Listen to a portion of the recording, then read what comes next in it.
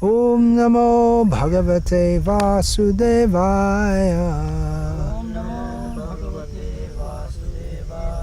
Om Namo Bhagavate Vasudevaya. Om Namo Bhagavate Vasudevaya.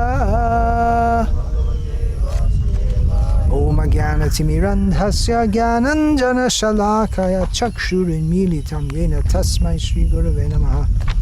Namasreshtam Manamapi Satiputramatra Swarupam Rupam Tasyagrajamurupuring Maturim Goshtavatim Radha Kundam Girivaramaho Radhika Madhavasham Prapto Yasya Pratita Kripaya Shri Gurum Tam Natosmi.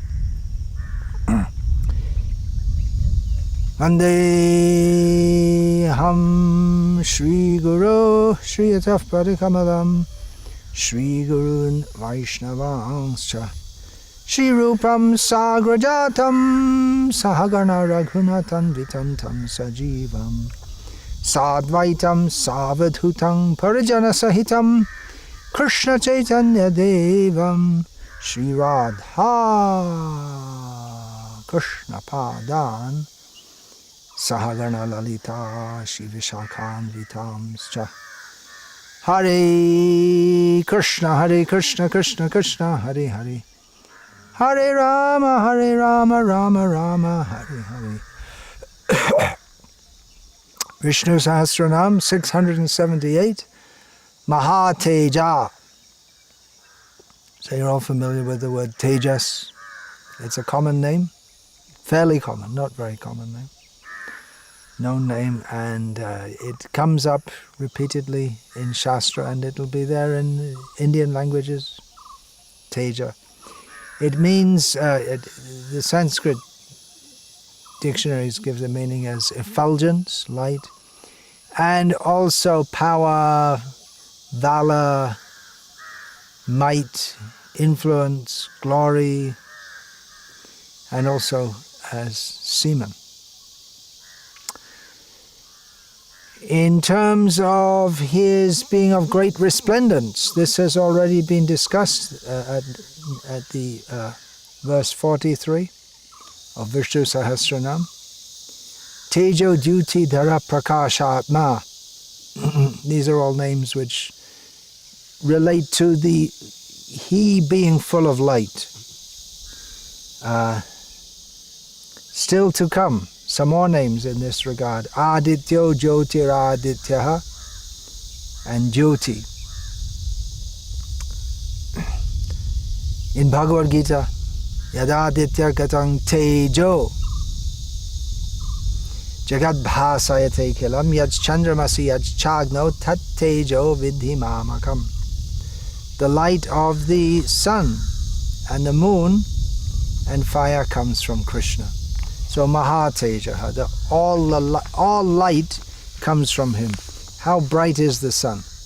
We can't, when the sun is up in the sky and there are no clouds in the sky, we can't even look at the sun.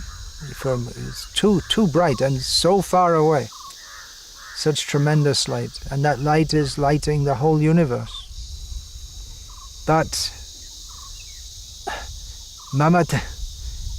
what is that? That yad vibhuti mad sattvam srimad urjitam eva va tatta deva avagachatat. What's the last? What is it? Mama Tejonsha Sambhava. It's everything tremendous in the whole universe comes from just a little, is generated, Sambhavaha, just from a little angsha, a little particle of Krishna's power. So we can hardly imagine what kind of light is there from Krishna.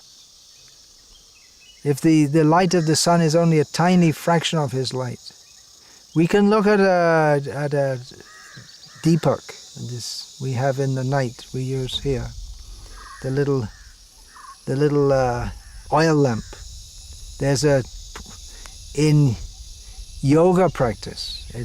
There's one practice, tratak, gazing at a steady light.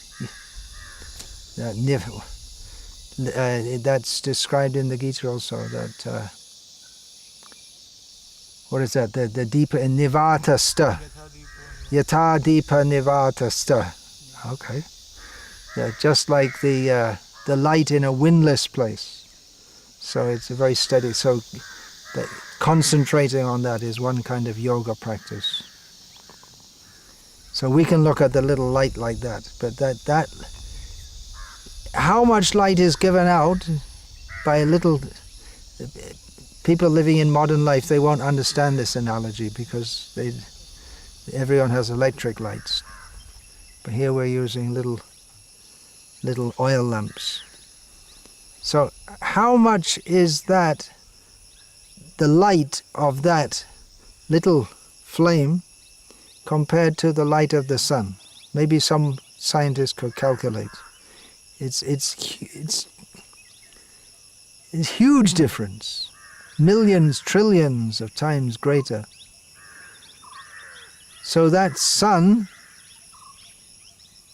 is analogous to the light of this sun compared to the light of Krishna is like the light of the little oil lamp to the sun. And how can we look and how can we see? There are people living in the sun. Imang vivasvate yogam, Krishna spoke to the sun god. When Satrajit came into Dwarka with the Siamantak jewel, people thought he was the sun god personified come to see Krishna. So bright. Actually, if you see anyone who's got spiritual effulgence, their face, we say the face becomes bright or the face becomes dull. And you say it in the Indian languages also. Is it not? So what is that brightness? It's not actually that there's rays of light coming out, maybe in the aura, but that brightness that comes in a spiritually advanced person's face, that they're very bright. That's the brightness of the soul. And then someone who's in tamagun, their consciousness is dull and their face is dull. And their aura is blue. There's an English saying, having the blues. Where does that come from? What does that mean? When you're depressed, they say having the blues. What does it mean? There's a whole genre of music called the blues. It's all depression music. I'm having such a hard time. Something like that. So that means that very little light is coming through. Krishna is the source of all light. When we're in contact with Krishna, then we become bright. Both in our feelings and our consciousness, and our very face will become bright. Srila Prabhupada comments in one purport, I believe in the 3rd canto, in relation to Kardama Muni, that a brahmachari should always look bright. Even though Kardama means mud, it literally means mud Muni. So even though, because he'd been executing austerities, he looked as if his whole visage, his countenance became like a diamond covered by some earth. If you dig a diamond out of the ground, it won't be shining and bright. Its potential is there, but it's covered by some earth and this and that. So actually he is very, very bright, but it appeared that he was somewhat dull looking. So we're meant to be bright because we're connected with Krishna, who is the source of all light. So all light. That's why in the spiritual world, na tadbhasayate suryo na shashanko na pavakaha, which Srila Prabhupada translates, in the spiritual world there's no need of electricity. No need of electricity. Well, what's this electricity? There's no electricity until recently. So how is Krishna talking about it in the Bhagavad Gita? Pavakaha. It's fire, electricity, it's all part of the same energy. Srila Prabhupada gave a contemporary example. There's no need of that because Krishna is so bright. Sometimes can be of practical use also, because when Krishna goes stealing butter, it's kept in the dark storehouse. And then, so he finds it anyway. And then the gopis tell Yashoda that you take off his jewels, because the jewels are shining brightly. They take the jewels off and it's still shining brightly, because Krishna is shining brightly. So it's useful if you're stealing butter. If you happen to be, well, only Krishna is Krishna, but he has a natural effulgence of his body, and that effulgence destroys the darkness of ignorance. That ignorance is also compared to darkness. Dullness, tamagun, darkness, ignorance. And Krishna is the light who destroys that darkness, tesham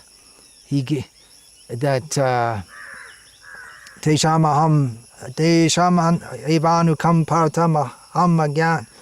What is that? Pretty dull today. Aham agyana jam tamaha nashyami atma bhavasto jnana deepena bhasvata. So he is the jnana deep. He's the light which destroys the darkness of ignorance. And that example is given of the sun also. I'm really very dull today. What's that verse? Is that the 5th chapter? Krishna speaks when the sun rises. Yes, 5.16. Okay, what is it? Yesham tesham aditya vajganam prakashyati tatparam. Agyanena tadagyanam. Agyanena tadagyanam. Gyanena tu tadagyanam. Yesham nashitam atmanaha. Tesham aditya vajganam prakashyati tatparam.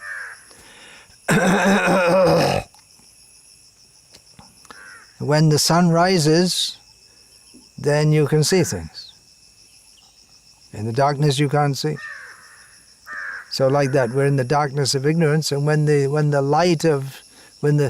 knowledge arises in our heart, then we can see things. And if we look back in our life before we were touched by the mercy of Srila Prabhupada, then we see how we used to see the world and how we see it now. You see the same thing. You see the trees, and if you're in the city, you'll see traffic jams and lots of buildings. But the whole way of seeing is different, the consciousness by which we see. Otherwise, we see we're in the jungle of material existence, struggling uselessly to survive. And we see things in terms of sankalpa vikalpa, what is good for my sense gratification, or at least my survival. And what is against that? But after coming to Krishna consciousness, we see everything in relation to Krishna. And someone who's very advanced, Tava Rajangan Deke, Nadeke Tar Murti, Savatra Hoi Tar Ishta Deva Shvurti. That he sees everything moving and unmoving, but he sees everywhere his worshipable Lord manifest, Krishna manifest everywhere. So Krishna is literally the light, whatever light is there, is coming from Krishna. He's the reservoir of all light comes from him. The Brahmajyoti also comes from him. That's described in the Harivangsha, when Krishna and Arjuna, they're on a journey to see Mahavishnu. They enter the Brahmajyoti, and Krishna said to Arjuna, don't be afraid, this is the light from my body. It's all, nothing to be afraid of, even though the horses appear to be a little bewildered and afraid. So he's the source of all light. Taittiriya Brahmana, the Shruti, Yena Suryas Tapati Tejashedaha. The sun shines illuminated by his effulgence. How is the sun shining? The sun is not self-effulgent. appears to be, but the light actually comes from Krishna. And then again that fits with this Gita verse. Yada aditya gato tejam jagad bhasayate kilam tatra yad chandramasi yad chagno tat tejo vidhi mamakam. You should know, he says, Krishna tells Arjuna, you should know that all the light comes from me. It's all mine. Doti shamapi tajjoti tamasa paramuchyate. Again in Gita. The light beyond all lights, or the light of all lights, which is above all the darkness. Where there's light, there's no darkness. Darkness cannot exist where there is light. It's a truism. The very meaning of darkness is absence of light. So Krishna Surya Sama Maya Hoyandaka Jaha Krishna Taha Nahi Mayar Adhika. There's one verse stated in at least 3 Upanishads: Mundaka Upanishad, Katha Upanishad, Shvetashvatara Upanishad, referring to the spiritual world. And this verse is summarized in Bhagavad Gita. So Bhagavad Gita is so much linked with the Upanishads that verse already stated, Natad bhasayate suryaha. So this that verse, Natad bhasayate surya, comes from the Upanishadic verse. Comes from, it's all eternal. Anyway, this verse, natatra, not there, in that place. Suryo bhati na chandra tarakam nema vidyuto, see, Prabhupada translated as electricity. So there you go. Objectors. Nema vidyuto bhanti kuto yamagnihi tameva bhantam anubhati sarvang tasya bhasa sarvam idang vibhati. In the Lord's abode, there is no need of sun, moon, stars, all these things for illumination, or not electricity, not fire, lamps, any such thing. Those planets are all self-illuminating, so the whatever light comes through in this world is just it's just coming from the spiritual world. And whatever appears to be very effulgent in this world is just a reflection of the effulgence of the spiritual world, which all comes from Krishna, who's Mahateja. So Krishna, via the sun and other illuminating objects, illuminates this world, and from what we can see outside, and he illuminates within our heart by the light of knowledge. If we want to take the lamp of knowledge, Krishna will reveal things. And we say like that, don't we? That understanding means to see, otherwise we don't see. Someone explains something, oh, I see, means I understand. Oh, I see. Of course, that's in English, that's not in every language. But seeing means we're seeing with the eye of knowledge, proper seeing. Otherwise, a layman sees something and an expert sees the same thing, but they see it differently. Or all the senses. Two people may see a cow. One has a general idea it's a cow, and someone can see this is such and such a breed, and around so many years old, and it's probably had so many calves. Someone who's expert they see the same thing, but because they have the eye of knowledge, they can see more. That example I gave recently, Srila Prabhupada was with a doctor in Dhaka. This was in his pre-sannyas days. And there was one old man there, he coughed. So Srila Prabhupada heard the coughing and the doctor heard the coughing. And the doctor knew from the cough something which Srila Prabhupada and most of the population wouldn't know. He said that man will die within 3 hours. From his cough, I can tell. So by knowledge you can see. So Krishna gives the knowledge. Matasmriti jnanam apohanam cha. Krishna gives knowledge from within the heart. But to go from the knowledge of this world, to go from that to the spiritual knowledge, and from a general sense that I'm not the body, and then to understand Krishna is supreme, that's a long, long way to go. People are expert in material knowledge, some area of material knowledge. It's not possible to be expert in every area. Someone may be expert in some area, but that's a long way from actual spiritual knowledge, which begins with understanding we're not the body, we're eternal spiritual living beings. Even if you know that we're not the body, that's not spiritual knowledge. Buddhists also accept that we're not the body, but they can't say what we are. In fact, according to them, we aren't anything. Or we, even to say we is a misnomer. There is no person. There is no Atma. But they know we're not the body because we're not anything. So it's very difficult to explain or understand, because even if we try, any word which denotes anything doesn't really denote it.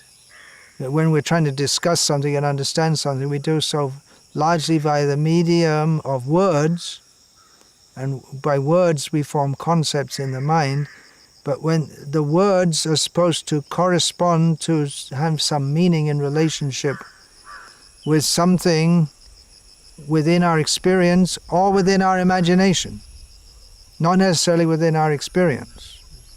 Just like a unicorn. You know what a unicorn is? It's a horse with a horn.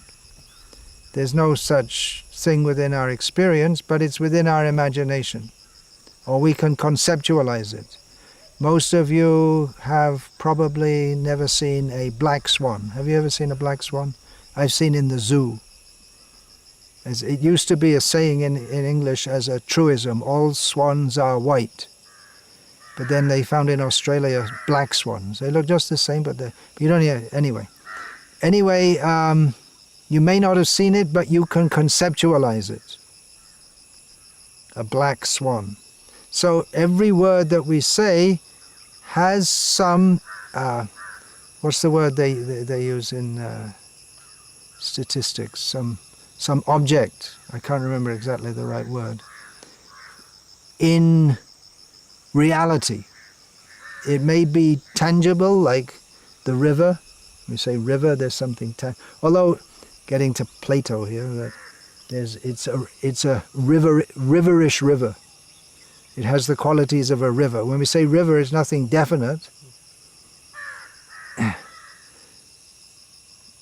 This river is definite, but river, the word, it refers to a whole genre of possible rivers, from this little river here to the great Ganga or Kaveri or Amazon or whatever. Great rivers of the world. It's the kind of thing you learn at school, right? River Nile, River Thames, great river. It's not much wider than, well, maybe twice as wide in London, when it gets near the sea. Twice as wide, maybe 3 times. As it gets beyond London, it gets wider as this.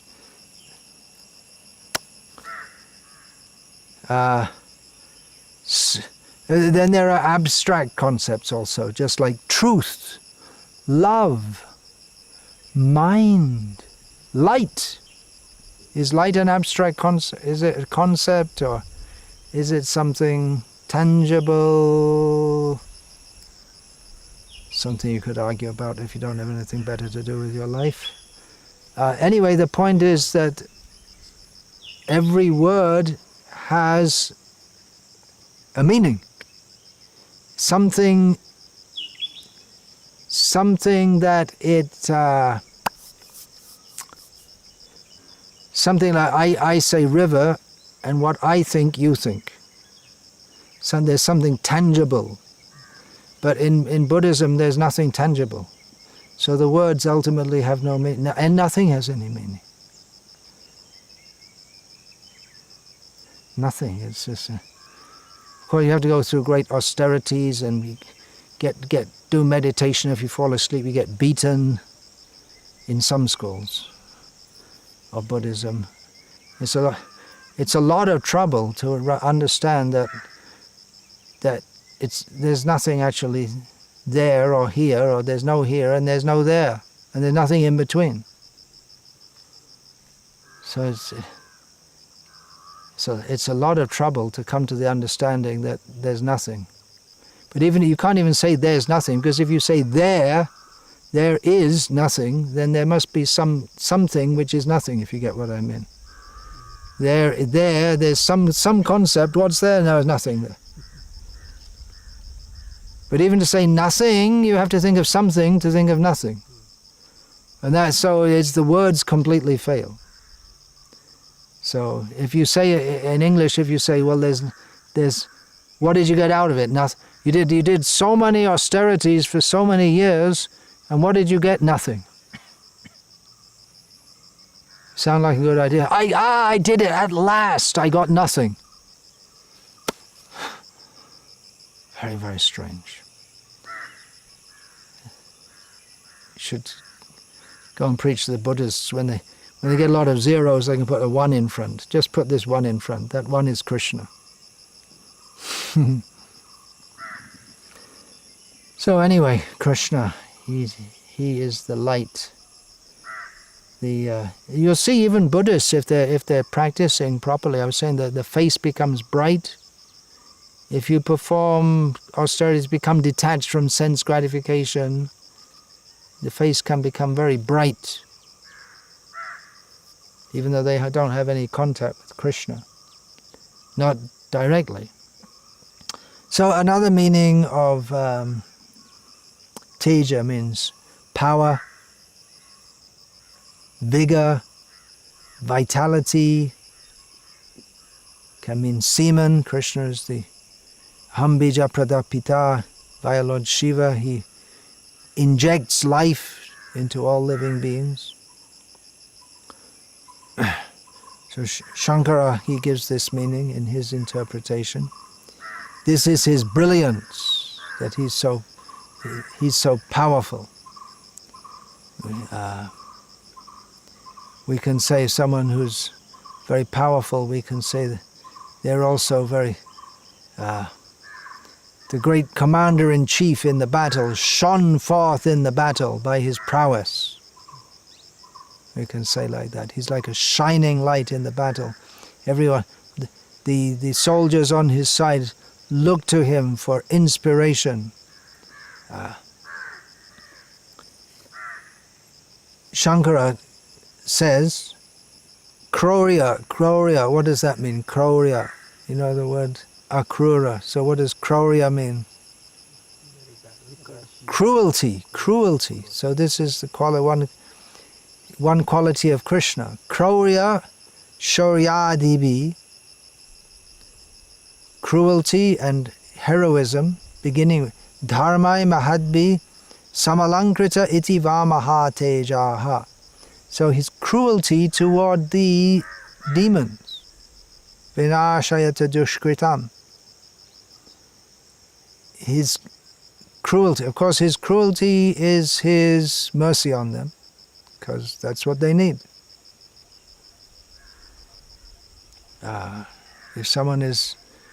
If a child is misbehaved, sometimes the mother will punish.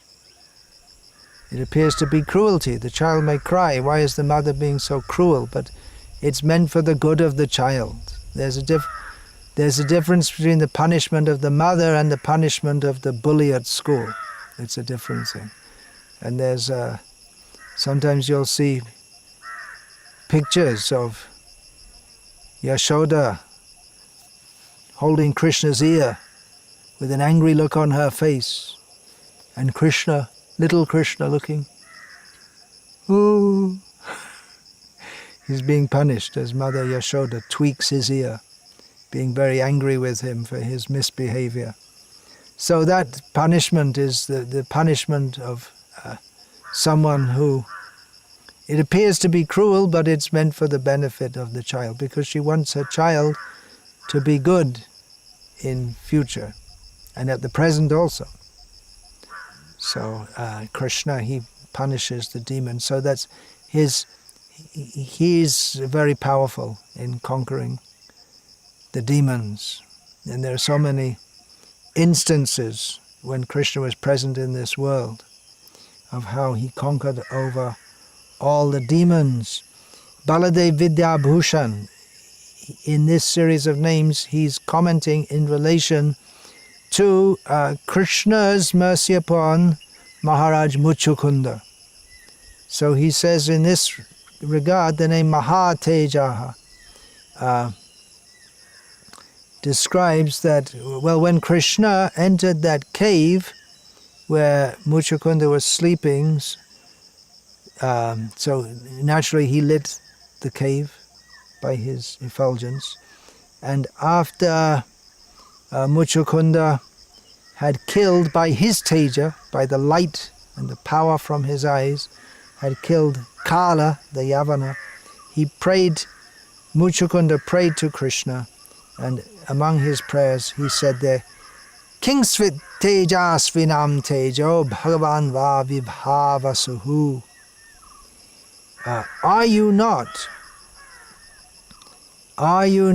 tejasvinamaham? And here tejasvinam tejaha. Are you not the teja? Are you not the teja, the power, the effulgence of the powerful? He's saying it's called a rhetorical question. That it's not really a question, it's not really in doubt. It's more like a statement. So are you not the source of all power and light, and are you not the Supreme Lord, Bhagavan, and Vibhavasuhu, the original source of all light, illumination, fire, and so on? The next name is Mahoraga. Mahoraga. That's not a very well-known name. Uraga means snake. Uruga, who goes on his chest. That's meaning of, that's one of the names of a snake. Bhujanga. Well, that's one of the meanings. There are several meanings. The immediate meaning which comes to mind is that, it's Maha Uruga. Uruga. The common meaning, or the general meaning of Uruga we'll find in the Sanskrit language is a snake. So he's a great snake. Other meanings are given here. Parashara Bhatta gives the meaning, Uras refers to the chest. So in this context it refers to the heart. It's like, we may say, Prabhupada said once about his disciples that pride swells up in my chest hearing about the activities of my disciples. So it's the heart as the seat of emotions. So Sri Bhatta poses the rhetorical question, Mahoraga means he who enters into our heart. How does he enter into our heart? And he enters our heart, Parashara Bhatta says, in the same way that the objects of sense gratification enter our heart. That we see something, we like it, we Dhyato vishayan pungsate sangasteshu pajayate sangat sanjayate kamaha. So that kama is within the heart. The kama, the desire, is the hridroga kama. The disease of the heart is material desire. How does that material desire enter the heart? By seeing sense objects and contemplating, then we become attached to that. So in the same way, Parashara Bhatta says, if we see Krishna, we become attached to seeing his form. If we hear the name of Krishna, we become attached to hearing the name of Krishna.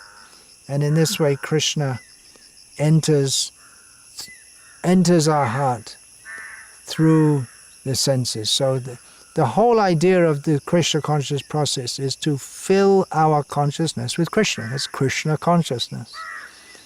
And the Mayavadis, they want to just empty out the consciousness, and the Buddhists want to deny consciousness at all. There's no such thing as consciousness. And the materialistic, the atheists and materialists, they say consciousness is just a product of some interaction of neurons within the brain.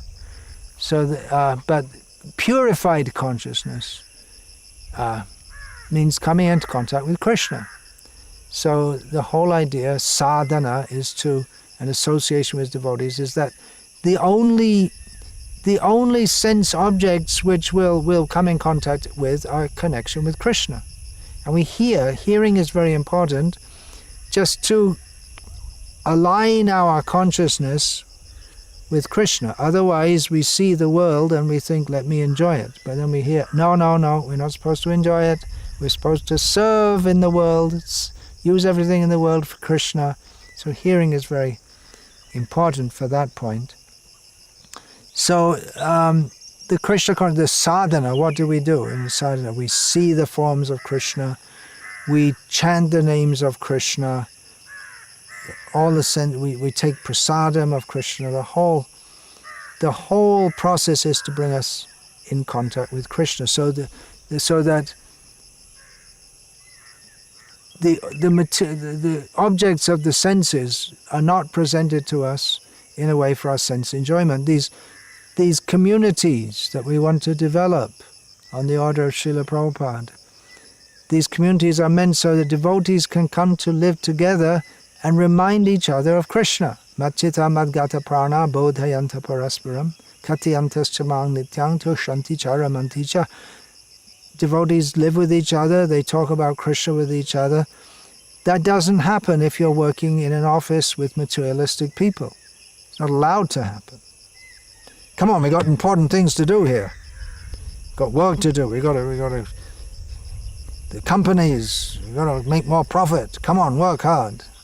Thinking of Krishna is not wanted, not allowed.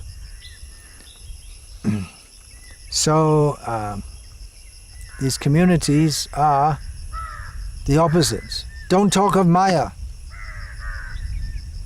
Talk of Krishna. Of course, the whole material world is Maya. It's all produced of the illusory energy. But even if we speak of that, we have to speak of it in relation with Krishna. See everything in relation with Krishna. Who will win the ongoing election? We may discuss, inasmuch as it affects our Krishna conscious movement.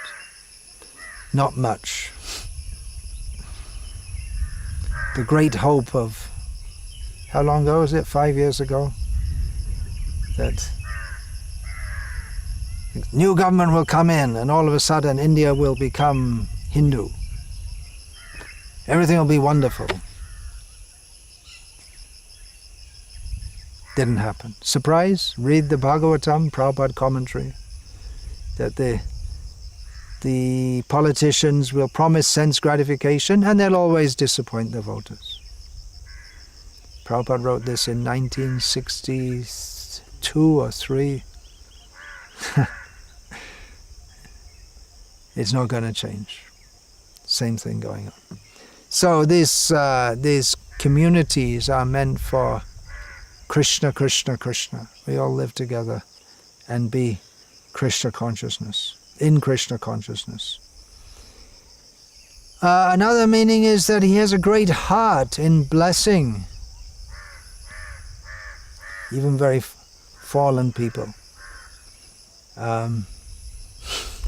Baladev Vidyabhushan gives the example of Muchukunda. He got the mercy of Krishna, but he was, in one sense, very fallen. When he was out, what benediction do you want? So you could ask for the highest benediction you would want is Krishna consciousness. Then there might be something in the mode of goodness, something in the mode of passion, and then in the mode of ignorance, let me go to sleep. That's all. I remember once in Bangkok, we welcomed Rameshwar Swami, who had just come from Japan. And he wanted to stay we offered him to stay in a ashram. He wanted to stay in a hotel. He said, look, I've been so busy in Japan. 3 days, 3 nights, I didn't stop. And I couldn't sleep on the flight. I just, when I see the bed in the hotel room, I'll offer my obeisance, he said. I'll offer pranam. I just want to sleep, he said. So it can be like that. You become so tired, all you want to do is sleep. But imagine if any benediction you want, let me go to sleep. It might be, if we didn't eat for a long time and we're not deliberately fasting, and it might be on a fasting day, Janmashtami, how many more hours to prasadam?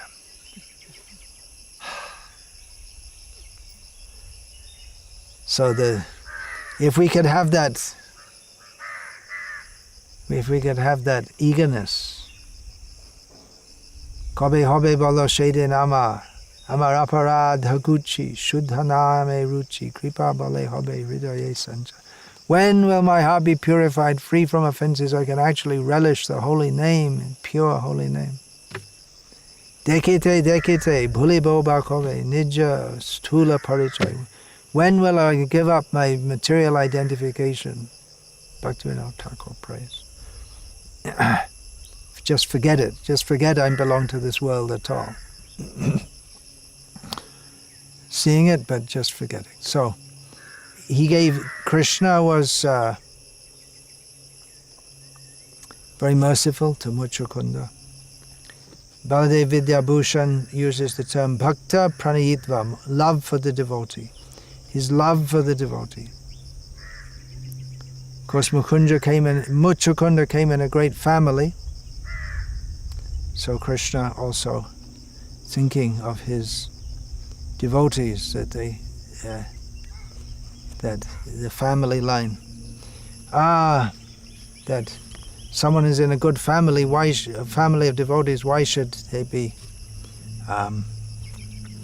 Why should they be degraded? Of course, it can happen. We see it's described in Sri Chaitanya Charitamrita. Some of the sons of Advaita Acharya, they were devotees. Others weren't. And Krishnadas Kaviraj says, I won't even mention their name. No use even to mention the name of those who weren't devotees. They went against the principles of Advaita Acharya. This Giriraj Swami, who told an anecdote of Srila Prabhupada's first son, Mathura Mohan. How he once mentioned, was it to Giriraj Swami himself or someone else? He said that, you see, you, referring to the Western devotees, you were all born in demoniac families, but you all became devotees. And I was born from the great Acharya, great pure devotee, but I became a demon. Actually, he became a communist and meat eater. Then, after Srila Prabhupada's passing, he made a court case saying that all ISKCON belongs, because Prabhupada was his father. So it should all come to me. It's all my property.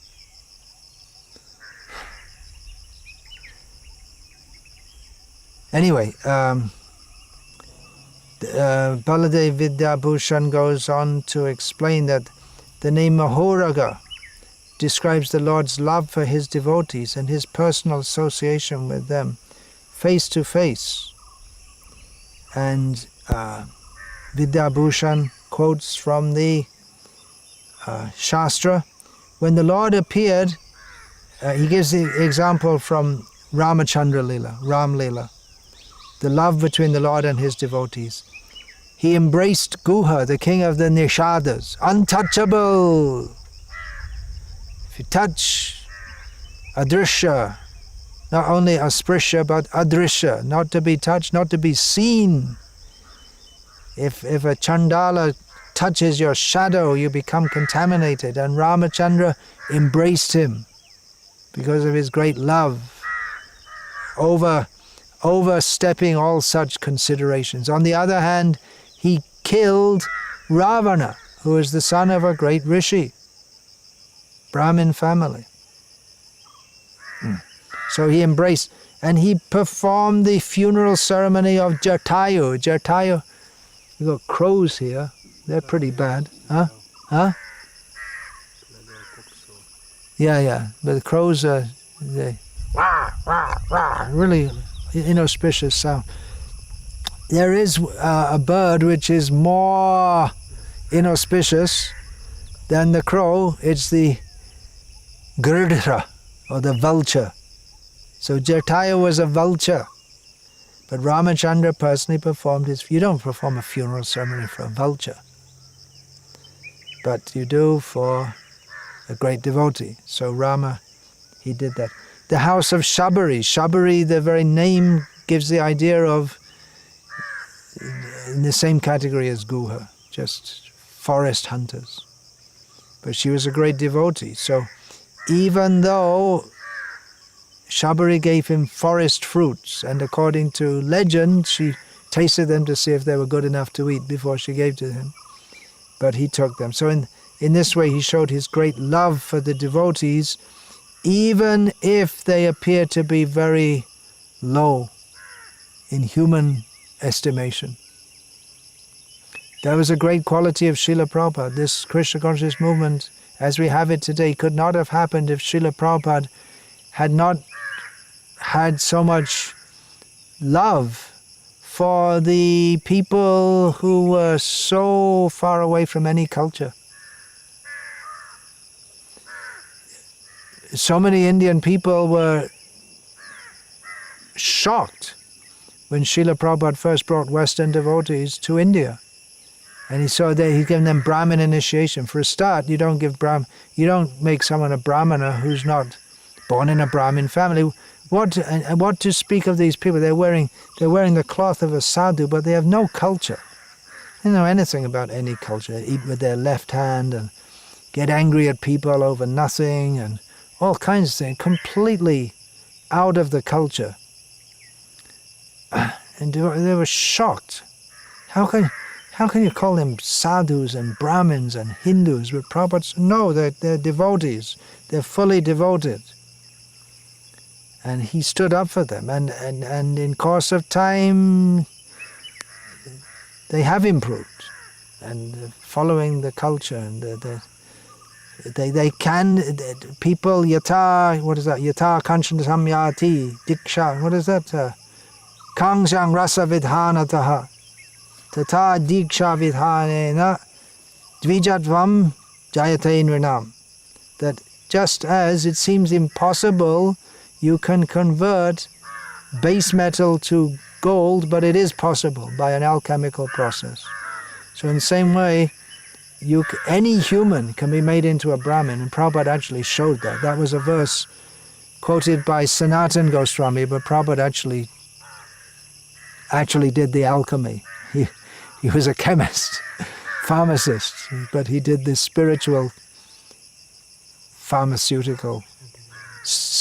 chemistry. So that was Srila Prabhupada. He had great compassion.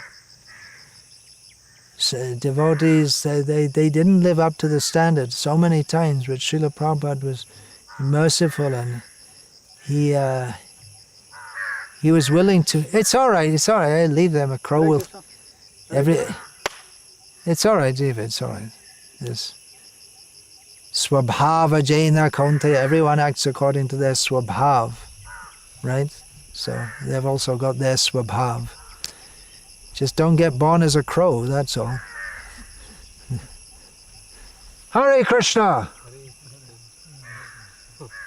The crows are going to be crows, that's what they are.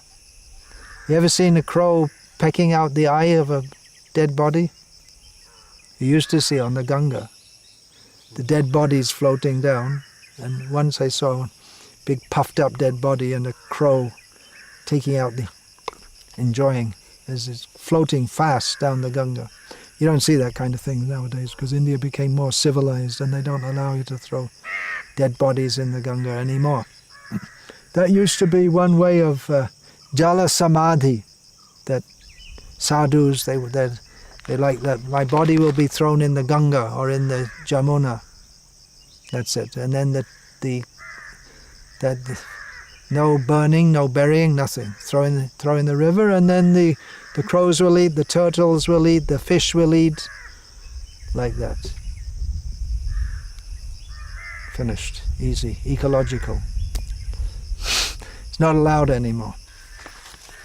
Gorky Das Babaji also, he at one time expressed it as, I let my body go in the Ganga. So part of it did. That samadhi is there in Mayapur, but that's only part of his transcendental form, because part, when the Ganga flooded, took his body. Anyway, we're getting off the topic here. So Krishna is very kind, even to the vulture.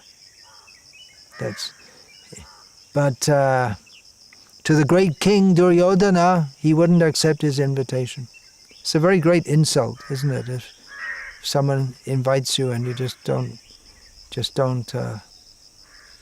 you don't want to honor the invitation. Of course, sometimes you might not be able to. Just like when Chaitanya Mahaprabhu was in Vrindavan, there were so many invitations for lunch every day, and Balabhadra Bhattacharya couldn't fulfill them all. Balabhadra was getting frustrated. When Chaitanya Mahaprabhu was in Sri Rangam 4 months, he would take lunch, prasadam, every day at a different house. So all those Brahmins in Sri Rangam, all of their families, the ones who had been there since that, all of their families hosted Chaitanya Mahaprabhu. But even after 4 months, all of them couldn't be fulfilled.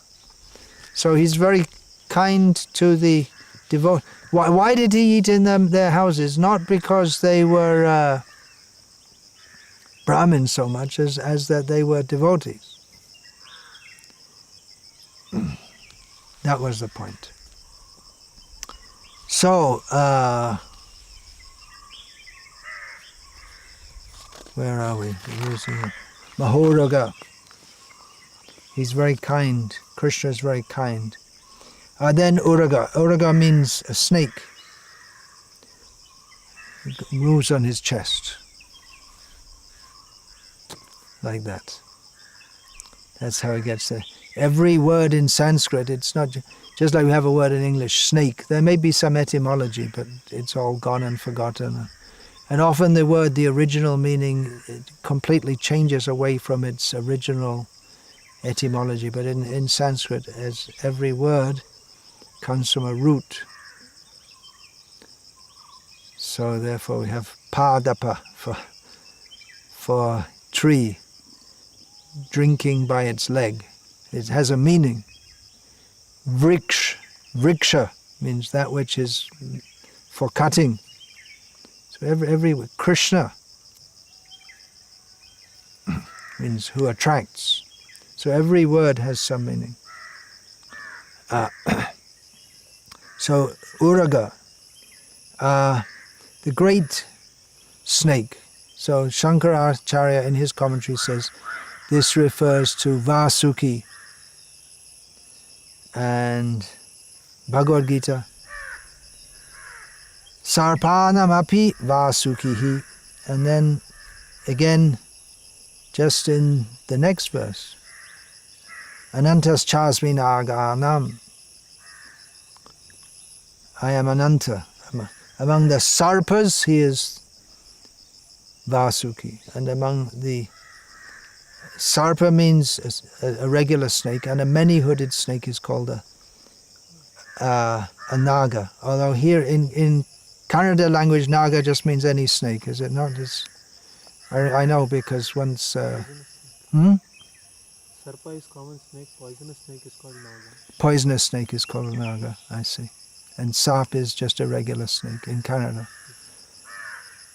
I just because years ago I was staying at Tavadarshan's farm, and then the local village woman pointed out to me, naga, some snake in the pathway. So, Ananta is his bed. He lies down on the snake. Another name, Shesha, is another name for Ananta. Shesha means what's left over. In Bengali they say, you can say, what's left over is left over. Shesh. So what's left over after the dissolution, there's Shesha. Shesha remains. Shesh can also means finished. But it also means what's left over. Krishna is often compared to a snake. Great snake.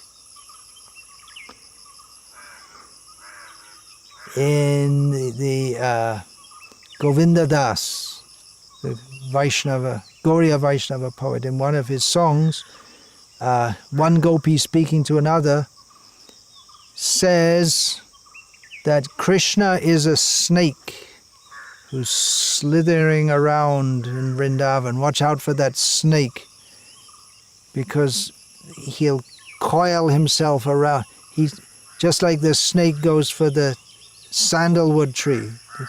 They like to. The sandalwood tree is very attractive to snakes. We're told because it's very cool. You know, the sandalwood is very cool, and the snake, because there's so much poison, their body is burning hot. Sometimes we feel inside very hot, don't we, when we have a fever?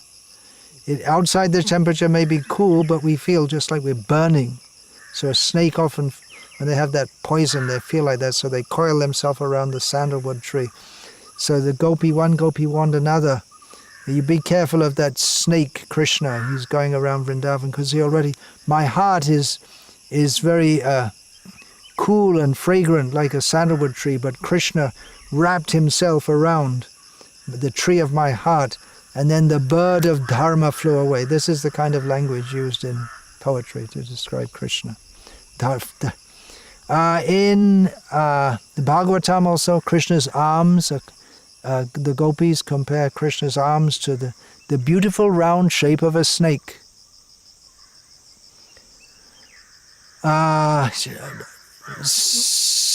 Quite often in the description of Krishna and Radharani and the gopis, they'll talk about there's a little line of hairs coming up from the navel, above the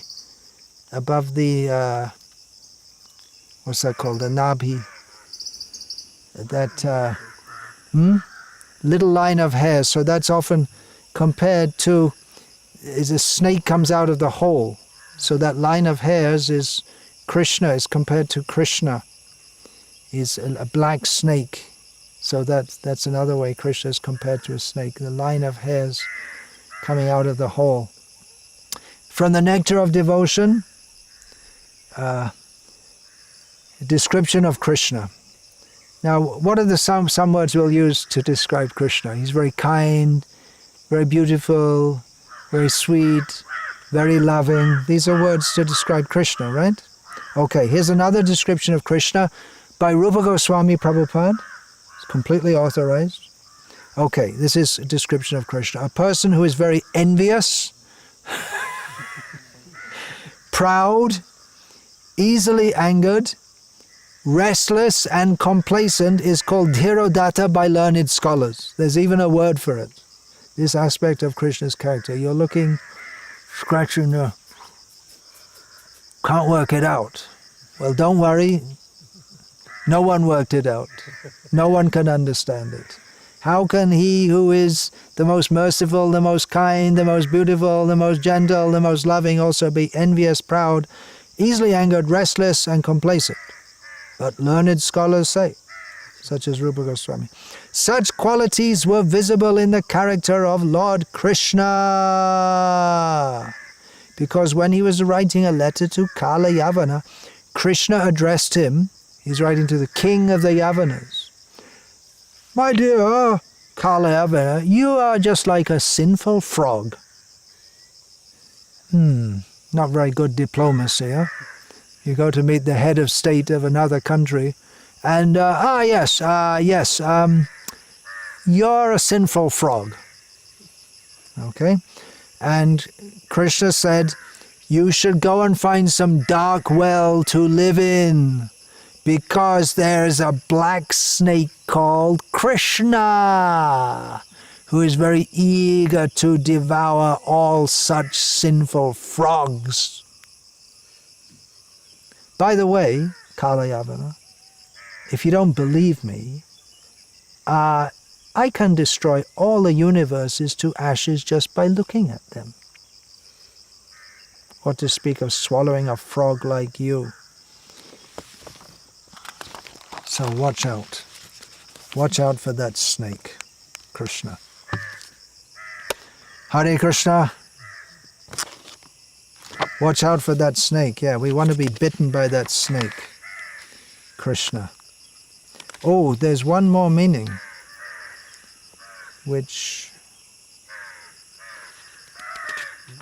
one more meaning given here by the commentators, which I just... that just like... There's one, I'm just trying to find it, right? Somehow the explanation, I didn't write it down. Anyway, there's one more meaning given by the commentators that completely different. This must be that Satya, what's his name? He goes everyone in the form of the sun, just like with his broad chest, but I just can't find the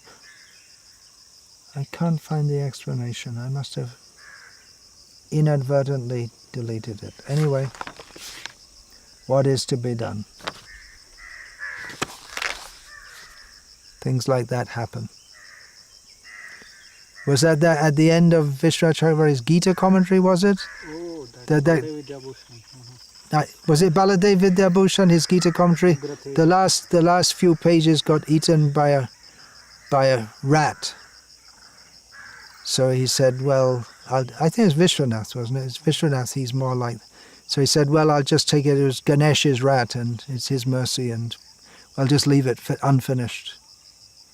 There's his Gita commentary, isn't it? The last few verses he didn't comment on. So these things happen. Hare Krishna, Krishna Krishna, Hare Hare. Hare Rama, Rama Rama, Hare Hare. Parivadatu jano yata tata va, nanu mukaro na vayang vicharayamaha. Hari rasa madira madati mata, bhuvi vilutama natama nirvishama. Ramcha kalpatarubhyascha kripa sindhurevacha patitanam pavanebhyo. Vaishnavebhyo namo namaha. Hare Krishna. We also had a festival on the riverside.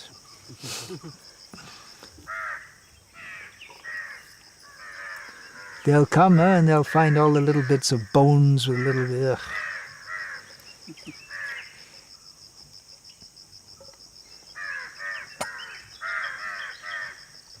Jnana Kanda, Karma Kanda, Kebala, Bishera Banda, Amrita Baliya Jebakai, Nana Joni Shuddha Fire, Kadarja Bakana Kore, Tara Janma Ada Patejai. Kadarja Bakan means if we're not in Krishna consciousness, we get born as a crow and we eat all kinds of horrible things.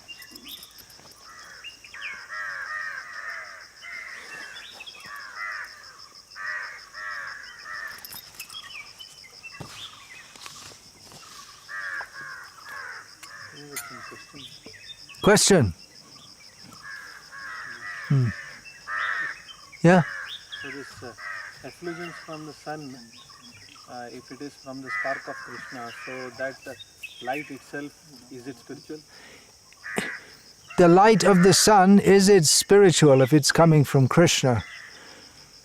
Well, the whole material world is coming from Krishna. Is it spiritual if you have the eyes to see it? But technically, it's called material.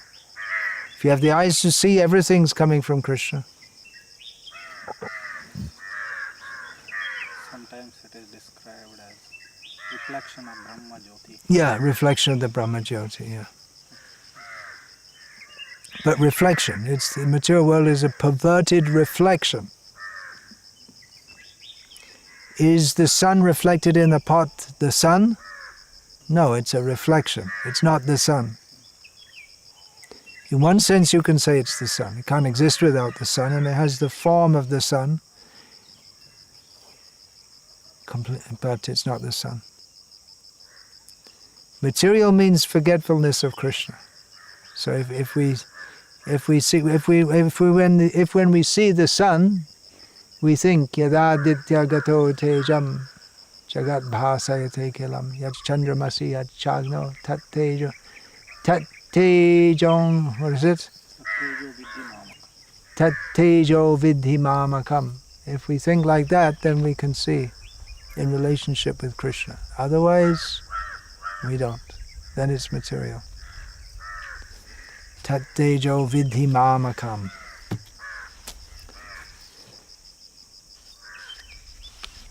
It's important to know what's spiritual and what's material.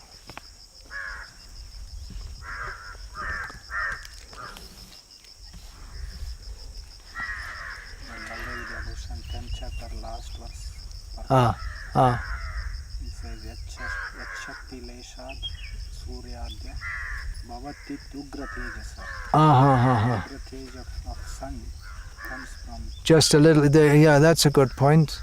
Prabhupada quotes that. That Baladev Vidyabhushan says. Say it again, the Sanskrit. Yachakti Leshat, from a little bit of his power, Yachakti Leshat, Suryadya, the luminous objects beginning with the sun,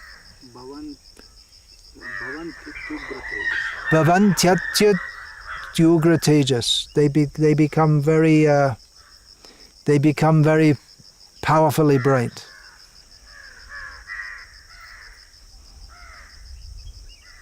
Hare Krishna. Hare Krishna.